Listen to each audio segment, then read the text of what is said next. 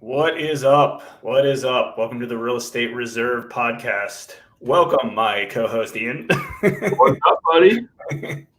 Not too much. Not too much. It's what's today? Thursday, Christmas Eve. We're broadcasting live in the morning of Christmas Eve. Had a really cool topic that I'm really excited about because it's stuff that we've been chatting about kind of all week. You know, what investment strategy is right for you and why. And we're going to go into some details related to everything related to is wholesaling right for you, flipping, lending, apartment syndications, and things like that. And it's not going to be like, how to these particular things. It's just going to more deep dive into who potentially might be right for each one of these, each one of these. And, the interesting part of investment strategies in general that so many people forget is, you got to kind of have to start at the beginning. And the beginning is actually the end. And what I mean by that is, you got to have your end goal in mind. You got to figure out, what you want to do and where you want to be kind of down the road, maybe in a year, 5 years or 10 years or 20 years, and then work backwards. Like that's how you set goals, right? You create the end goal of where you want to be. It doesn't have to be like this super crazy, unthinkable goal, although it should be. And then you work backwards, that way. So we're going to dive into that today. We're going to have a lot of fun. I'm going to put on our little theme song real quick. Stand by for 5 seconds. Welcome to the Real Estate Reserve Podcast with your hosts, Jason Balin and Ian Horowitz.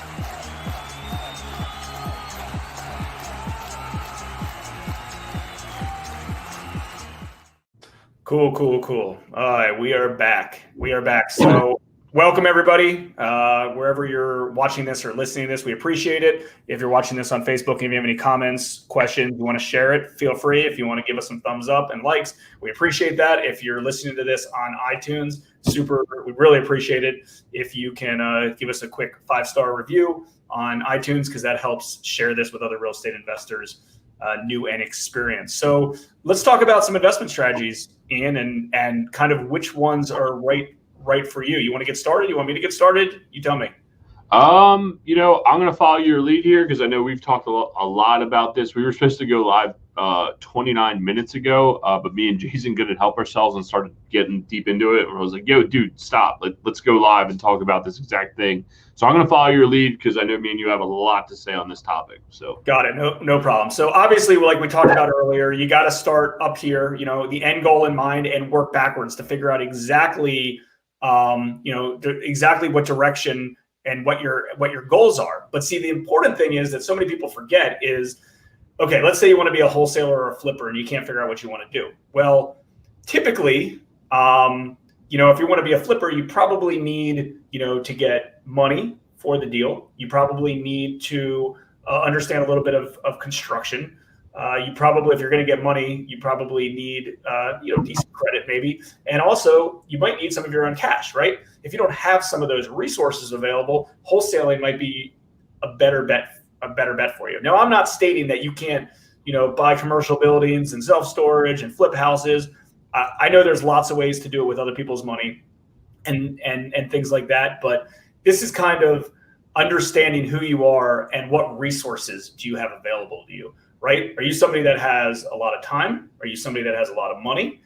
Or do you have little time or little money? Right? So I'll give you an example. So I know for a fact that one of the best real estate marketing strategies for real estate investors, residential real estate, to get discounted deals is door knocking. It's one of the best strategies out there, right? Just like you're canvassing a neighborhood, as like a home improvement company does, right? You're going door to door, you're door knocking, and you're potentially communicating with the seller of the area and, utilizing your services, right? I know that's a great strategy. Me, I'm not doing that strategy, right? Like I'm not comfortable with that. Like I'm true to myself and I'm realistic to myself of what, number one, I'm willing to do and, what I'm comfortable doing. I'm not going door to door and door knocking. There's people inside my organization, and there's other people that I know, they're real estate investors that absolutely, they love it. They know it's a great strategy and they'd rather spend the time doing that than spending money on other things. I personally don't have a problem spending money and risking my own money on doing more passive approaches like direct mailing, right? I would rather spend a few $1,000s and do a bunch of direct mail campaigns to owners than spending, a few hours on a Saturday going door knocking. So again, there's thousands of examples like this. This is just one, but let me kind of go through a few things related to all of this, related to being realistic and true to yourself of what you're willing to do and what you're not willing to do, right? Go ahead, Ian. You said it looks like you got something involved. I'll keep going, but you just jump in. Because I know you'll keep going. I'm like, wait, let's go back to all the way to this topic. But it's like, let's just look at wholesaling, for example, is, you just said it right there. Someone that's willing to go door knocking versus someone that's willing to spend $1,000 on mail.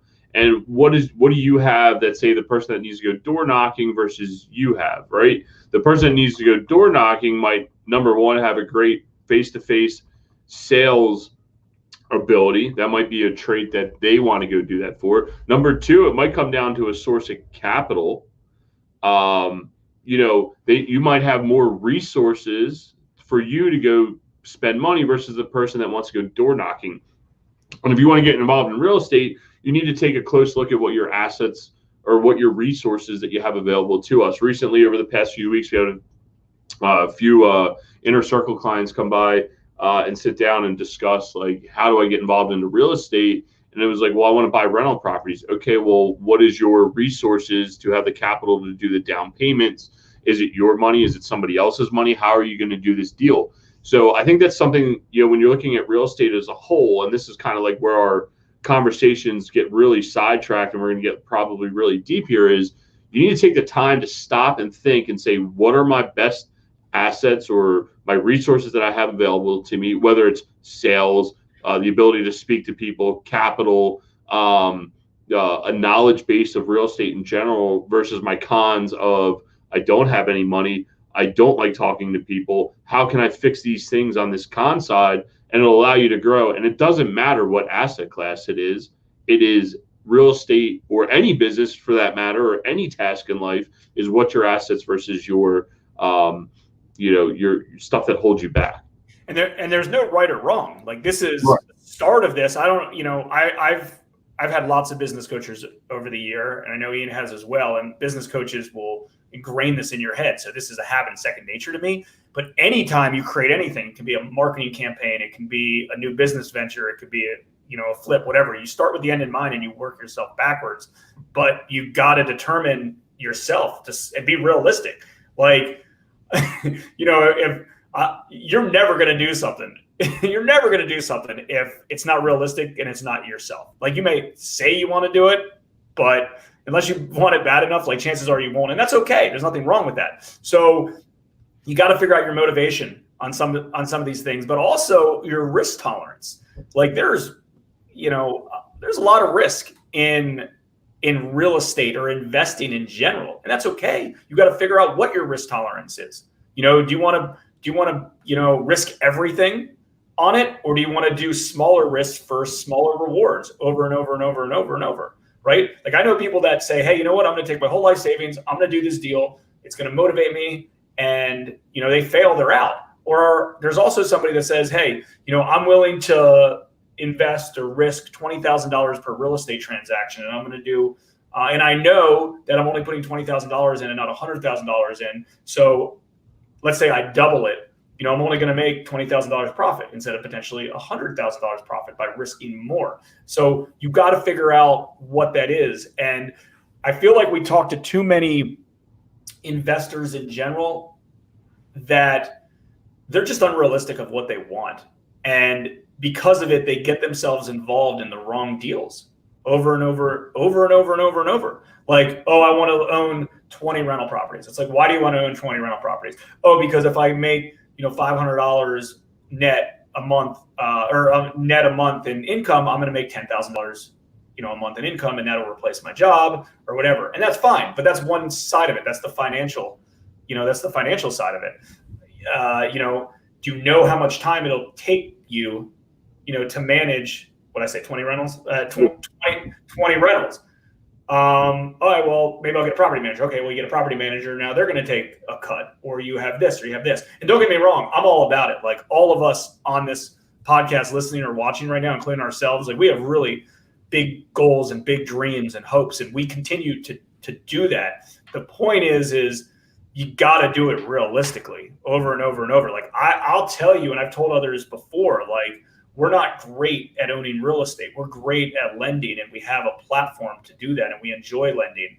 So it's about what you can do, what you want to do, what resources you have. Like you're not going to wake up overnight and potentially, I don't know, go whatever, be a lender, let's just say, and you don't have any access to capital or a flip or whatever the case is. And you gotta kind of, and again, I don't want to say do it slowly because that's not really fair. You just got to be realistic of the situation. Yeah. Hold on. I got to tag Terry in this post because he's going to be really proud of me. Terry, you're going to be proud of my next comments. And I'll tell you why. And it goes back to like what you're just talking about, and what we were all talking about is like what's right for you, right? If you have 20 houses, do you want to take on that effort and that time to manage the 20 houses, or do you really want that time and effort to manage the manager to manage your 20 houses? And do you want that stress? A friend of ours texted us last night and said, "Hey man, I can't believe a buddy of mine passed away, and I hate to be so doom and gloom on Christmas Eve, but it really puts life into perspective of, he said, my buddy passed away last night. He owned a really successful company. He was a, multi-millionaire. And, at the end of it, he was like, hey man, like it really puts life into perspective. It doesn't matter how much money you want. It just goes to show you how short life is. Right. And that goes to your investment.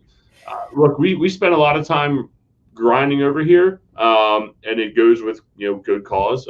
We have goals, but there is a family behind us, and there's other things behind us, and goals and personal development stuff that we want to do. That you do have to take all this into consideration. We were out of our minds when we first started growing our portfolio. It was way different. We didn't have kids. We had a little more time freedom to do what we needed to do. But you got to realize what sacrifices you're going to make. A lot of people want to get into real estate investing because it's passive. I think I was at Mike Wagner's event, and I said, I absolutely hate that word as a passive investor. I know, Jason, recently you were looking at some deals, even from a syndication standpoint, you are not a passive investor. You are still actively managing your money, right? And I know we're not really getting deep into each asset class. I have our online masterminds, we talking about each asset class as an individual of like what the time benefits meet for you coming up in January. If you want more information about that, check out landlordinglife.com. But with that being said, is that like, when you look at it, man, like you're not really passive. So just because you go buy self-storage because it's quote unquote passive, or you invest in a syndication versus saying I'm going to go out and buy 20 single family houses, each of one of those things could each provide you the same return for the same capital. In the grand scheme of things, it's what risk are you willing to manage? How much headaches do you want to take on? And what are you better at? Are you better at pushing up against 20 tenants? Or are you better at pushing up against someone who is a sponsor of a deal to be like, hey man, what the hell? You told me this is going on. I'd like to hear your thoughts on it too. Yeah. Well, and also, so I'm friends with a wholesaler in the Midwest, and it's very interesting the way that she runs her business because has money, has a lot of money, has flipped houses before, is very capable with flipping houses, and she owns rentals and some other stuff. And that's not to say that she doesn't do other things as well, but she focuses on wholesaling. And the reason why, and a lot of people think wholesaling is kind of entry level. I don't believe that to be the case. I actually believe wholesaling is the hardest one. And the reason why is not only do you have to find a good enough deal with enough room that you would be able to flip it and make a profit. Well, now you have to get it even more of a discount. So there's enough room so you can make money and the next person can flip it to make a profit, right? So there's so much, it's that much more, and you got to learn so many different aspects of the business, right? Like a bad wholesaler, obviously, that doesn't know what the hell they're doing. They're going to have a crappy deal. They're not going to know what the construction is. I'm not talking about crappy deals in general for this. I'm talking about the real ones that have a real business. But the reason she likes it is a few things. Number one, she loves the marketing aspect, and she knows a lot of people in town, right? So she gets to scratch that itch related to the marketing side. She likes meeting and working with all the investors in her area, right? So she knows all the investors in her area because they come to her for deals, right? So she builds relationships with all of those investors. She knows if, there's other kind of, those relationships alone are very valuable to her, because she knows potentially if she has other opportunities, she could leverage those relationships on it. So that's what works best for her. And in her mind, yeah, there might be a little bit less risky, right? Because she has whatever, $100 to $1,000 on a deposit on some of these deals, and she can move it. She gets her quick buck and she moves on. Personally, I don't love the wholesale game. The reason why is I like doing a smaller amount of deals with bigger margins personally, and I'm willing to take a little bit more risk in order to accomplish that. But that's the way that she does it, and she'll make $5,000 to $25,000 per deal over and over and over and over and over and over. So again, she's true to herself. Like she's doing what works for her because she's realistic about it. But again, I'll also tell you on the other side that I have a few friends that are higher end flippers, and they want to do anywhere between 1 to 4 deals a year and make massive amount of money on them, right? They use their own capital. They work hard to find really, really, really good deals. They, instead of just kind of like, putting a regular, GC in place and, just kind of, like having a well-oiled machine that you can do tons and tons and tons, they're on site every day. They've turned that into their business, and they execute so well, and they make every damn dollar out of that deal that they can. And they're making a fortune on each one because that's what they want. They don't want to do 10 or 20 products a year or 50 houses a year and make small margins. They want to make a ton of margin on a small amount.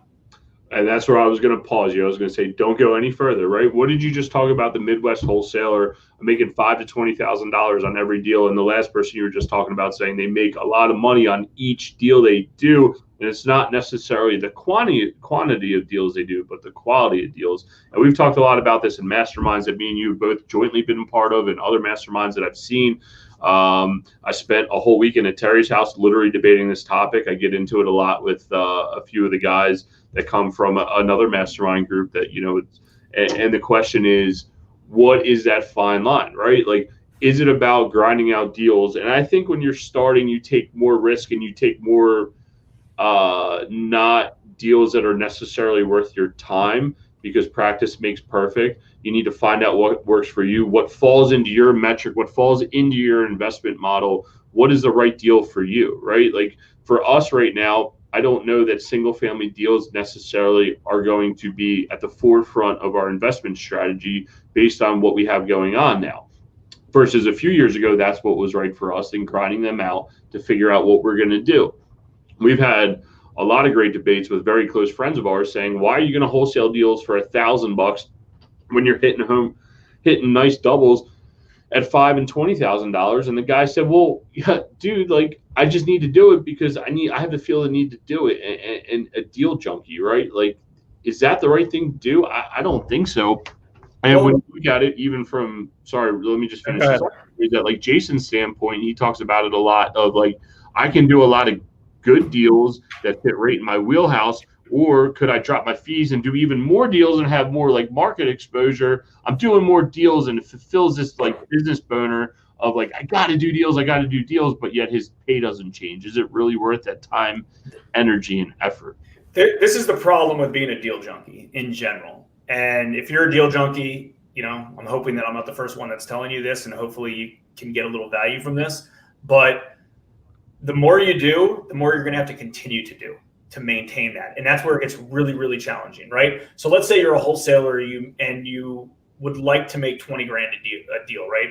And now all of a sudden a deal comes by and you can make $4,000, and you have a mental mindset thought process of like, cool, Well, $4,000 is better than nothing.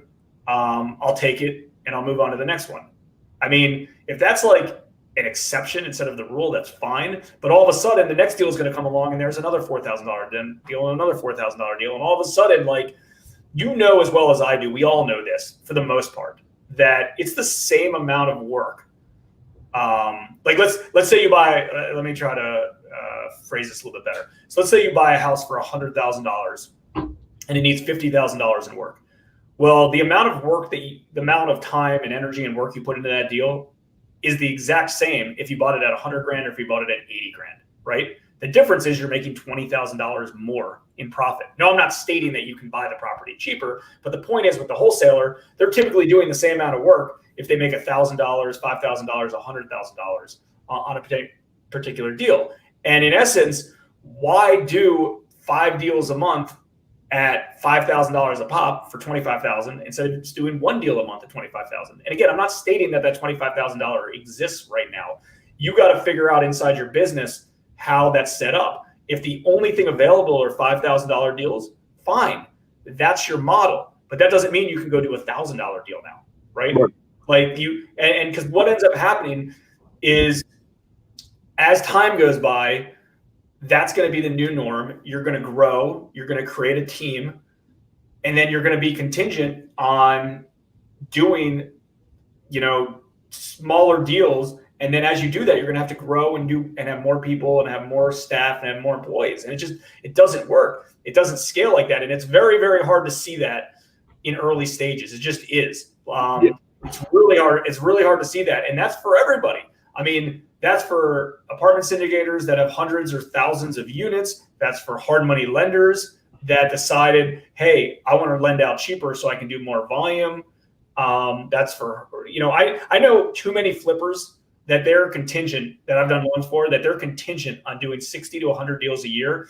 And half of them are just to keep the light on and to keep their contractors busy. Like that's where you're at now, is that you're at a point in your business, and this doesn't happen overnight, obviously, but like you don't want to be at a point in your business that like you have to do deals, and these are usually bad deals, just to keep everything afloat. Right. Now let's scale that, right? Let's look at a few different investment vehicles, because you bring up a few valid points here. Is that first off, you need to learn, right? Like you need to understand what works for you and what doesn't work for you, because you are deploying resources. I don't care if you're a one-man shop or a 100-man shop.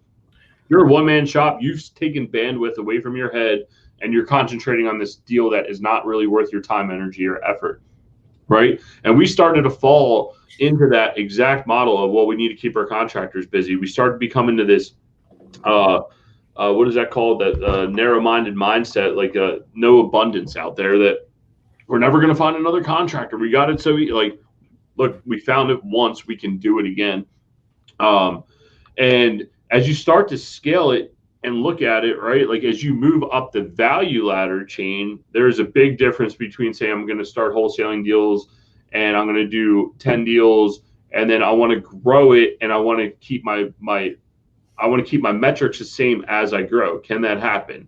Sure. Or look at it from our standpoint. We wanted to start in single family, and as we moved up, now we found that multifamily is starting to fit our needs, and some other commercial assets are meeting our needs. And really all it is our the amount of money we make on one single family house is just multiplied by that building that we're buying. So our metric hasn't changed. It's just a larger deal versus the people that go out there and they're like, I want to do large deals. And we see it a lot recently. Me and Jason and I got to use proper English here, have been studying some of the apartment syndicators, sponsors. These other guys are out here, they own 7,800 units, but yet they're grinding for like $10. It's like, dude, if you own 7,800. Yeah, you're making a few $1,000s a month. It's like, what? Why? Yeah, 7,800 units, you might as well just have 7 units and make the same few $1,000 and have zero headaches, zero risk, a lot less headaches, a lot less risk, a lot less exposure. All your stuff's centralized in one location.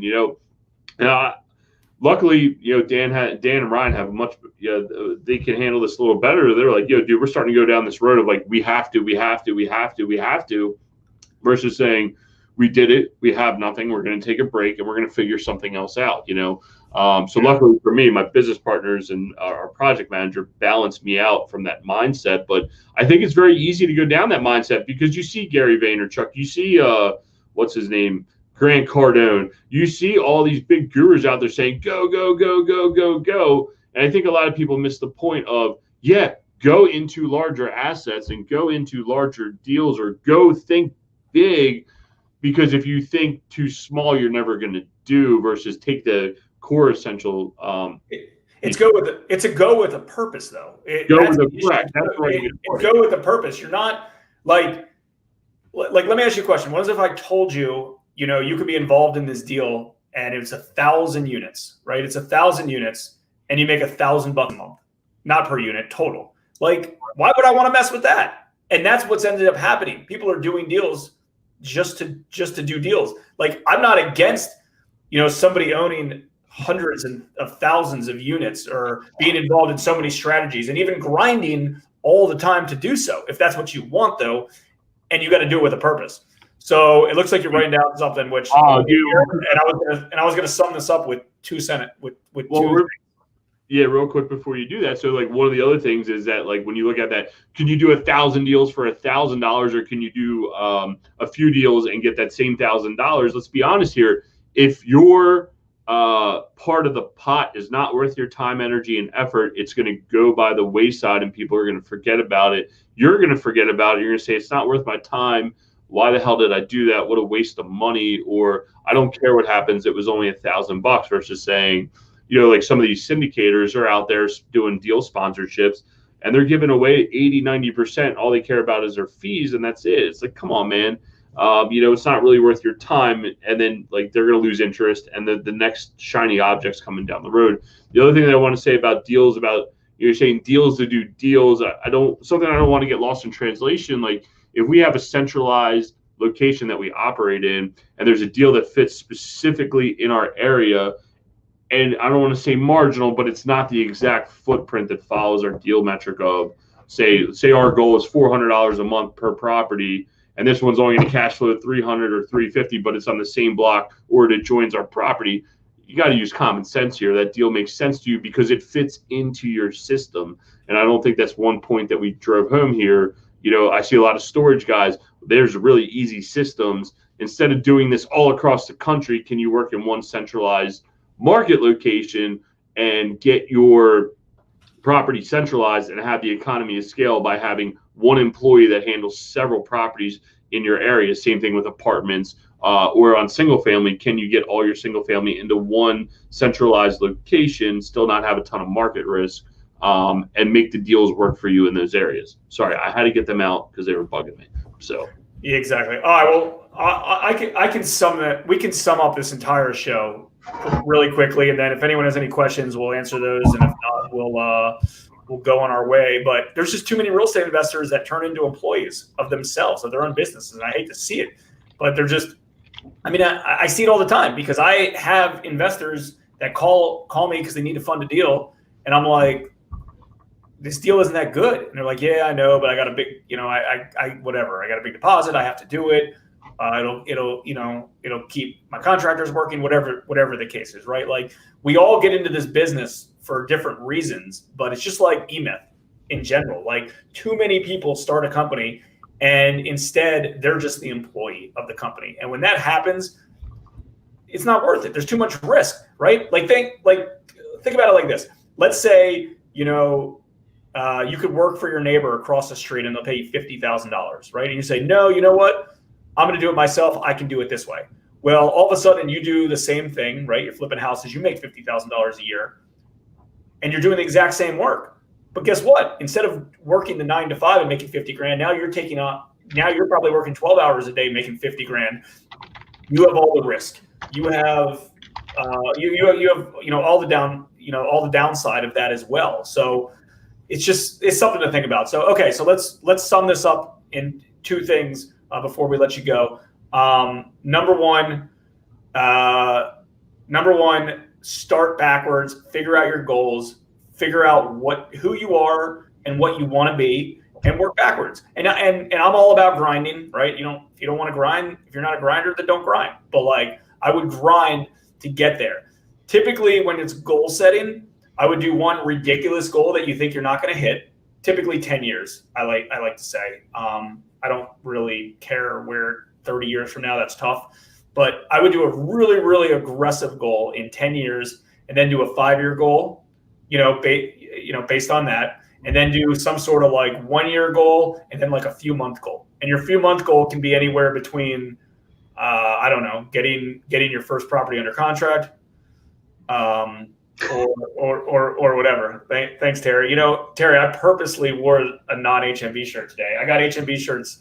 Number one, I have 100 HMB shirts, but I decided to switch it up. It's Christmas. You got to get in the spirit. But I appreciate you, policing me, because you police me for everything else. So I appreciate that. Okay. So the second thing is more isn't always better, right? Like if you're going to have a goal of, hey, I want to, 100 units within the next 5 years. Why do you want 100 units? And it's not just like, it's all I can, dollars and cents, right? So it's not like, oh, I want 100 units. Well, do you want 100 units that spit you out $10 a month? Or do you want 100 units that spit you out $500 a month, right? And in essence, why do you want 100 units?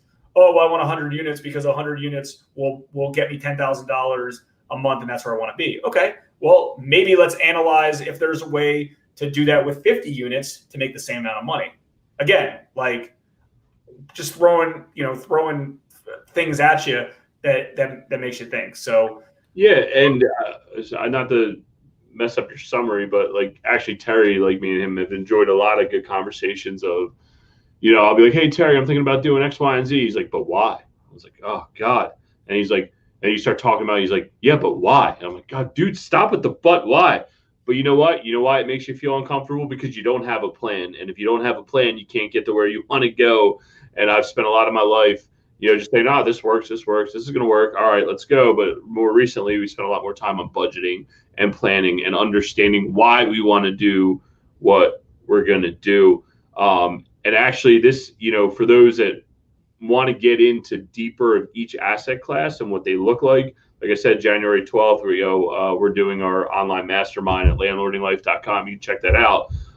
And at the end of the month, me and Jason, the end of January, me and Jason are going to Real Estate Reserve Podcast is going to be sponsoring a large event that is going to bring a lot of value to really dig into each of the asset classes for those that are looking for deeper information specifically on what the asset classes do. So I'll give everybody a sneak peek of what it is. So it's the end of the month in January. Links are going to come out soon, but we formed groups of 3 investors at a time, and there's going to be flippers, wholesalers, multifamily, self-storage, lenders, new construction, commercial, stuff like that. And the purpose of it is it's a debate, but we wanted to get 3 of the best of what we believe are experts locally to help present why they believe that their investment vehicle is the best, why their investment strategy is the best. So for instance,